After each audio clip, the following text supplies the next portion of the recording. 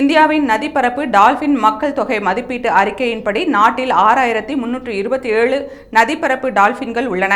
இந்த ஆய்வு 2021 முதல் 2023 வரை 8500 கிலோமீட்டர் நீளமுள்ள கங்கை, பிரம்மபுத்திரா மற்றும் சிந்து நதிகள் மற்றும் அவற்றின் துணை நதிகளை உள்ளடக்கிய 28 நதிகளில் மேற்கொள்ளப்பட்டது.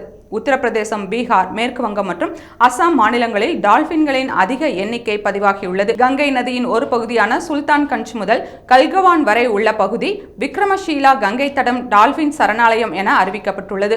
இந்த ஆய்வு ப்ராஜெக்ட் டால்பின் திட்டத்தின் கீழ் மேற்கொள்ளப்பட்டது. இதை 2020ஆம் ஆண்டு ஆகஸ்ட் 15 அன்று பிரதமர் நரேந்திர மோடி அறிவித்தார். இந்த திட்டம் நதிப்பரப்பு மற்றும் கடல்சார் டால்பின்களை பாதுகாக்கும் நோக்கத்துடன் துவங்கப்பட்டது.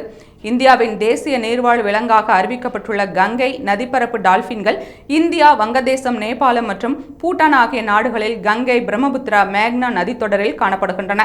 இந்த டால்பின்கள் ஆழமான நீர் மற்றும் குறைந்த மனித இடையூறுகள் உள்ள பகுதிகளில் சிறப்பாக வாழ்கின்றன. இந்த ஆய்வு நதிப்பரப்பு டால்பின்களின் பாதுகாப்பிற்கான முக்கியமான முன்னேற்றமாக கருதப்படுகிறது. ஏனெனில் இது டால்பின்களின் தற்போதைய நிலையை புரிந்து கொள்ள மற்றும் எதிர்கால பாதுகாப்பு நடவடிக்கைகளை திட்டமிட உதவுகிறது.